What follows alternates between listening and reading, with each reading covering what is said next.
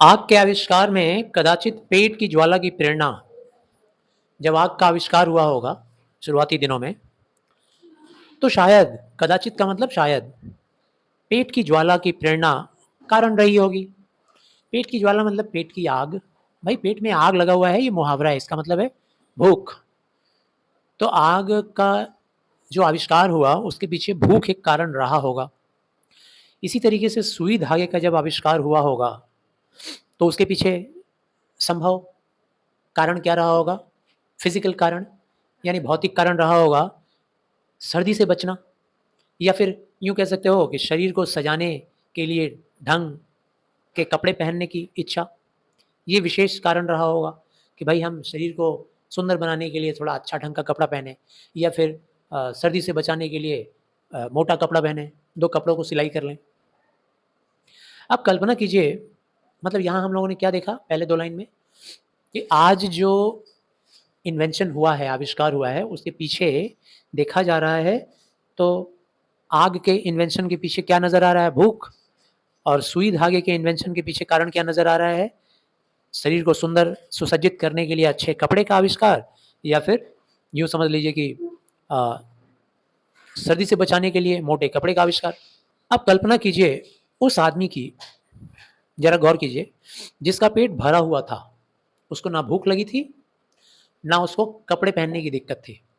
मोटा कपड़ा भी पहना था, सुंदर-सुंदर कपड़ा पहना था और पेट भी उसका भरा हुआ था। तो इसका मतलब क्या है कि अब वो आगे नहीं बढ़ेगा ऐसा इंसान? ज़रा सोचो, उस आदमी के बारे में कल्पना करो जिसका पेट भी भरा था और जिसका तन भी ढका हुआ है, लेकिन जब वह खुले आकाश के नीचे सोया हुआ रात के टाइम में जगमगाते हुए तारों को देखता है, तो उसको केवल इसलिए नींद नहीं आती क्योंकि वह यह जानने के लिए परेशान हो जाता है कि आखिर यह मोती भरा थाल क्या है? मोती भरा थाल मतलब ये जो आकाश में तारे टिमटिमा रहे हैं। आकाश एक थाल है और उसके अंदर मोती यानी कि तारे हैं। आखिर ये है क्या? ये सोचने पे मजबूर हो जाता है। पेट भरना और तन ढकने की इच्छा मनुष्य को संस्कृति की जननी नहीं है। पेट भरना या तन ढकने की इच्छा रखना सिर्फ यही मनुष्य की संस्कृति की जननी नहीं है। इसी को मत मान लेना कि हमारी संस्कृति को पैदा करने वाली 2 चीज़ें हैं। क्या-क्या? पेट भरने की इच्छा और शरीर ढकने की इच्छा। नहीं, इसके अलावा भी कई चीज़ें हैं जो हमारी संस्कृति को जन्म देती हैं। पेट भरा और तन ढका होने पर भी ऐसा मानव जो वास्तव में संस्कृत है, ऐसे भी कई लोग हैं जिनके पेट भरे हुए हैं और जिनके तन भी ढके हुए हैं। फिर भी अगर वो जन्मजात बाय बर्थ अगर वो संस्कृत आदमी है, कल्चर्ड अगर है, सांस्कृतिक अगर है वो आदमी, अगर कल्चर्ड है, जिसको जन्मजात ये कल्चर मिला है कुछ नया करने का, ज्ञान नया प्राप्त करने का, जिनकी चेतना पर स्थूल भौतिक कारणों का प्रभाव प्रधान रहा है। ऐसे लोग जो होते हैं ना, इनके कॉन्साइंस पे, मतलब इनके कॉन्शियसनेस पे, इनके अवेयरनेस पे, इनका जो नॉलेज वाला सेक्शन है ना दिमाग में, उसमें बहुत सारा फिजिकल फैक्टर है जो अफेक्ट करता है। मतलब जो लोग बाय बर्थ ऐसे होते हैं कि बहुत कुछ नॉलेज गेन करना चाहते हैं ऐसे लोगों को बहुत सारा दुनिया में फैक्टर्स मिलेगा जो अफेक्ट करता है, फिजिकल फैक्टर्स। ये क्यों हो रहा है? वो क्यों हो रहा है? ऐसे क्यों हो रहा है? गर्मी के टाइम में कपड़े जल्दी सूख जा रहे हैं क्यों? सर्दियों में धीरे धीरे सूख रहे हैं क्यों? है ना? साइकिल वाला दूध का जब केन लेके चल रहा होता है चलाते हुए, तो टेढ़ा क्यों हो जाता है? सारी बातें उनके दिमाग में घूम रही होती है, किंतु उसका कुछ हिस्सा हमें मनीषियों से भी मिला है अब हमें ये जो संस्कृति है, कल्चर, सिर्फ ऐसे लोगों से ही नहीं मिला है, बल्कि कुछ हिस्सा हमें मनीषियों से भी मिला है। मनीषी किसको बोलते हैं भाई? मनीष, मनीष मतलब ज्ञानी आदमी, बुद्धिमान आदमी, उसको बोलते हैं मनीष। तो मनीषियों से भी मिला है, जिन्होंने तथ्य विशेष को किसी भौतिक प्रेरणा के वशीभूत होकर नहीं, बल्कि उनके अपने अंदर की सहज संस्कृति के ही कारण प्राप्त किया है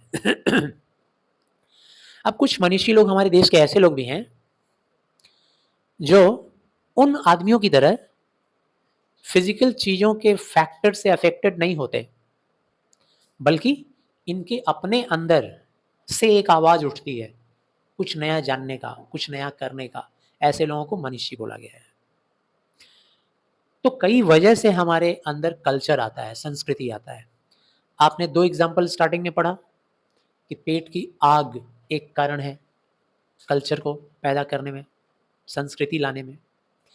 एक कारण आपने क्या देखा, शरीर को ढकना, वो एक दूसरा कारण हो गया।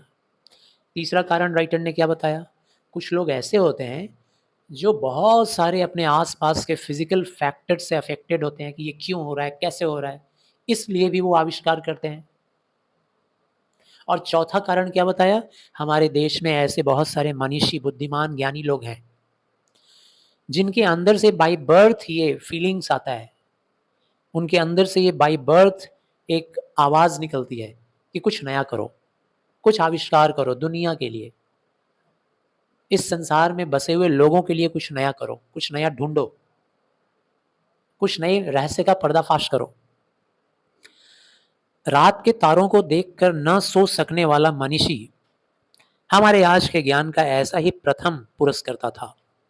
आज जो हम लोग तरह तरह का ज्ञान, नॉलेज जो पा रहे हैं, और अगर हम लोग गौर से देखें तो सबसे पहले इस तरह का ज्ञान, वो पेट की आग वाला ज्ञान को छोड़ के, कपड़े वाली बात को छोड़ के, हम लोग और भी बहुत सारे, जैसे इलेक्ट्रिसिटी फाइंड आउट कर लिए हैं, जैसे मैकेनिज्म हम लोग फाइंड आउट किए हैं, मशीन, कंप्यूटर डेवलप हुआ है, जैसे गाड़ियाँ चल रही हैं रास्ते पे, व्हीकल्स, इस तरह का जो बहुत कुछ हम लोगों ने ढूंढ लिया है।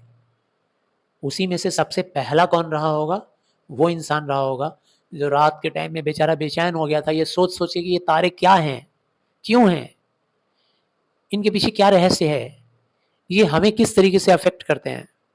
कोई ऐसा रहा होगा सबसे पहला इंसान, ऐसे यूं ही बेचैन हो गया। सोचो, हम तुम बेचैन होंगे क्या?